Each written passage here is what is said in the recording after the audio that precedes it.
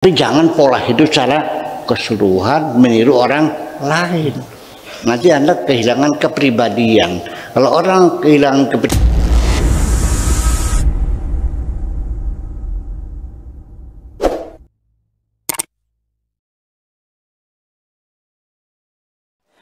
kawin resmi tapi tersembunyi. Sebenarnya kedalaman apa yang ingin disampaikan oleh Buya dalam gelombang cinta ini? Karena dalamnya banyak sekali psikologi personal yang dimunculkan di sini.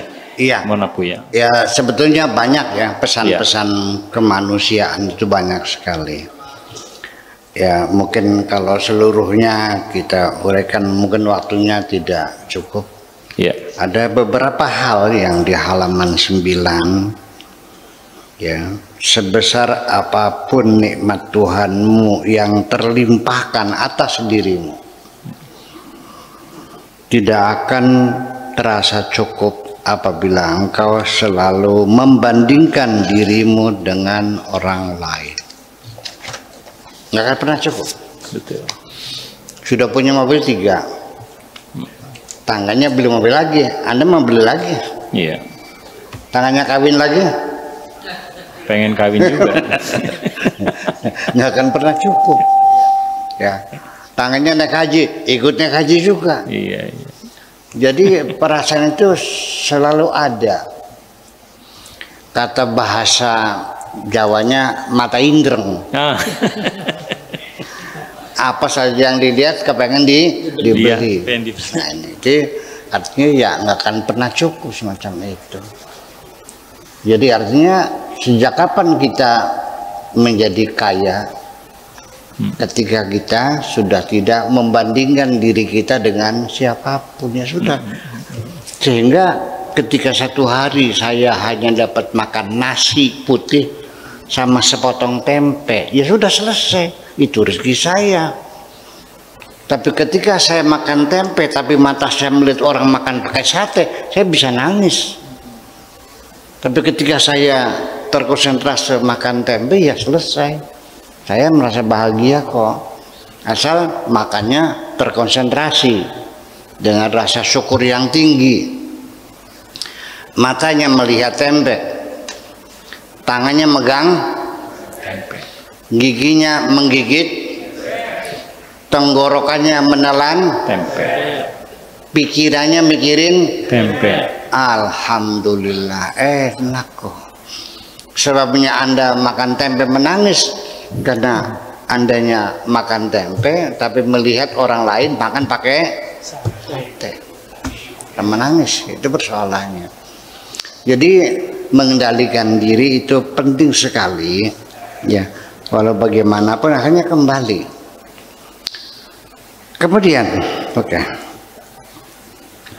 Hidupmu terlihat sporadis, itu cukup uang. Jangan melihat orang lain. Kemudian yang kedua, hidup pun terlihat sporadis. Ini cukup waktu, sehingga itu yang mungkin menjadi sebab engkau sulit berkonsentrasi. Oleh karena itu, segeralah buat jadwal kegiatan berdasarkan skala prioritas yang rasional. Hidup kita sporadis, nggak tahu apa yang dikerjain. Sandelenge, sangemeke, sakelingane, seingat kita aja. Ya, semua pekerjaan sehari-hari di rumah banyak, ngepel, nyuci, nyetrika, ya kan, membersihkan dan sebagainya, masak, belanja, nyuci piring, itu semuanya banyak. Nah, banyak ibu-ibu di rumah tangga itu sporadis. Sampai goreng saja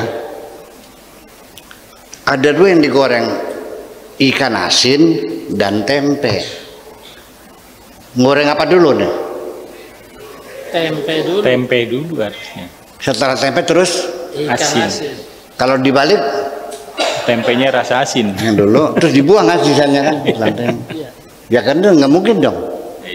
Nah itu kan ada skala prioritas. Jadi uang juga dihemat, kira-kira cukup bagaimana. Jangan melihat orang lain. Waktu juga supaya hemat, jangan berhamburan, nggak ada urusannya. Waktu habis, tenaganya terkuras, hasilnya sangat minim sekali karena tidak ada skala prioritas yang rasional. Itu dua hal, menghemat waktu dan menghemat uang. Itu penting sekali bagaimanapun juga. Kemudian yang ketiga yang ingin saya sampaikan, yaitu bahwa terakhir nasihatku untukmu wahai kekasihku, terapkan saja apa adanya pola hidupmu sendiri. Jangan pernah mencoba untuk menerapkan pola hidup orang lain atas dirimu. Pola hidupmu kau lakukan pola hidupmu. Jangan meniru hidupnya orang-orang lain, karena kondisi situasi tidak pernah sama kok. Iya, Anda jangan berharap ingin meniru orang lain. Ada yang sampai ceramah saja itu niru ceramahnya mau balik yang lain, ada loh, ada nggak? Ngomongnya kayak orang lain, kepribadian lu mana?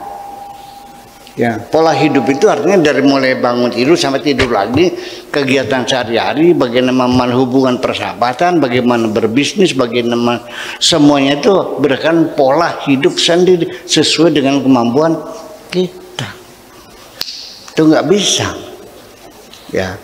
Tapi ini pola hidup secara besar. Tetapi ketika kita melihat ada orang lain yang positif, yang baik, umpamanya kejujurannya, kedisiplinannya, etos kerjanya, Anda boleh meniru. Tapi jangan pola hidup secara keseluruhan meniru orang lain. Nanti Anda kehilangan kepribadian. Kalau orang kehilangan kepribadian, Anda tidak merasa nyaman kok. Anda seperti tidak punya pribadi. Lalu akhirnya apa? Selama ini yang Anda lakukan adalah bukan keinginan Anda, tapi keinginan orang lain. Oke, saya mau nanya kepada yang ada di ruang ini. Saya mau tahu persentasenya.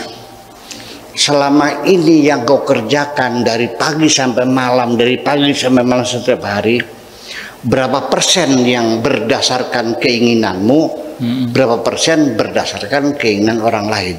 Jujur.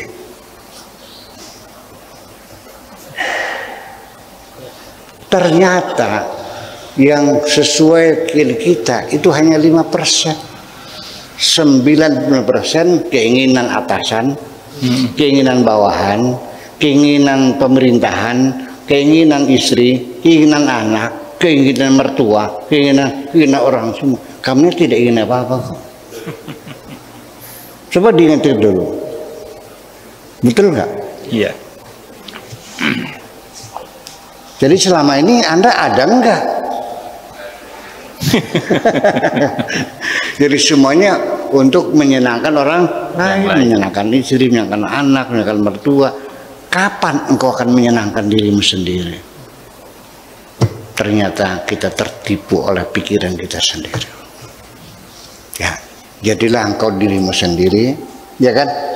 Kira-kira apapun yang kau lakukan adalah itulah keinginanmu.